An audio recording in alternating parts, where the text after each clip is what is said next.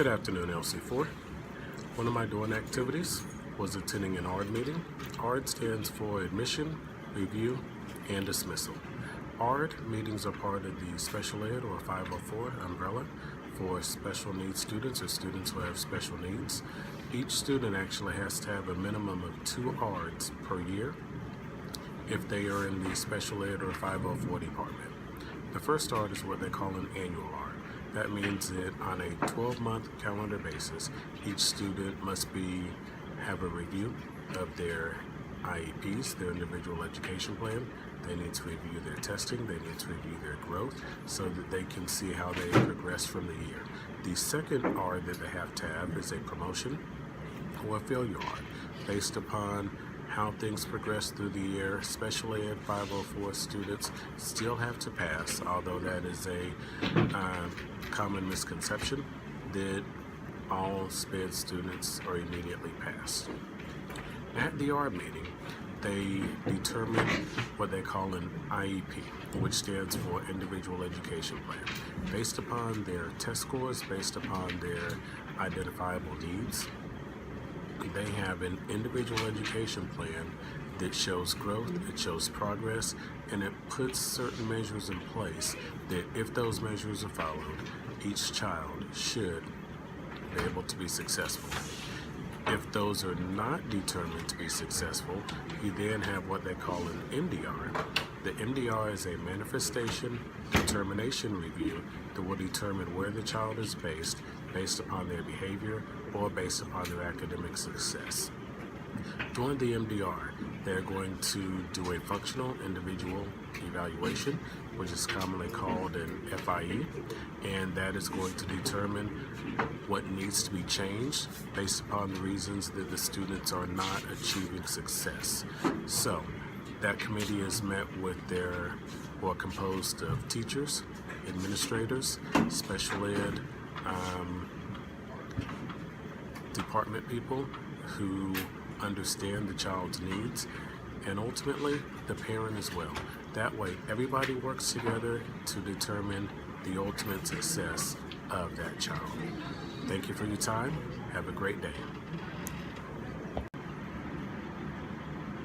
Hello, LC4. I am giving a short video on my second outing. I chose to attend the school board after reading the messages or after reading the lesson on school board policy that was posted about 3 weeks ago. So after reading about the function of the board, I decided to look into Houston ISDs. The Houston ISD Board of Education is composed of 9 different trustees, and they are elected from different parts of the district, and they serve 4-year terms. The board holds open public meetings every Thursday at 5 o'clock, and since it's open, anybody can attend the meetings and hear what's going on. They do post the agenda online, and if you wish to speak or on a certain topic, you can request to be put on the agenda. So right now, the duty of the board is that they are the official policy-making body for Houston ISD. They have to vote on compliance as far as regulations with TEA.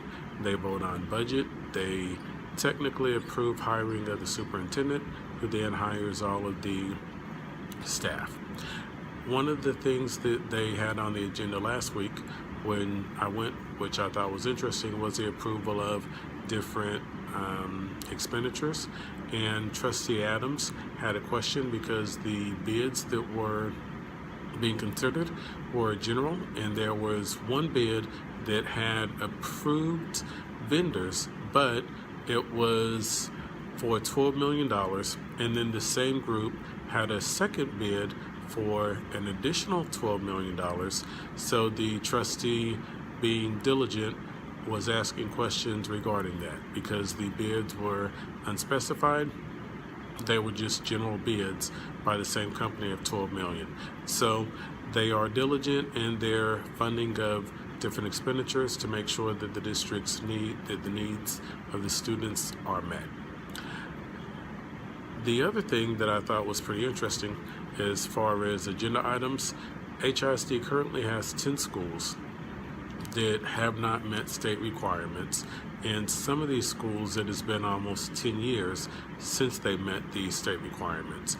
So they considered a proposal to have a HISD charter school, Energized for Excellence, actually come in and take over those schools, because if they do not become performing, then the state can technically take these schools over.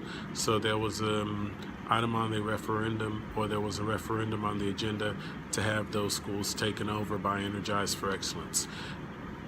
4 of the 10 schools are predominantly minority schools. They are historic schools, meaning they've been in operation for 60 plus years.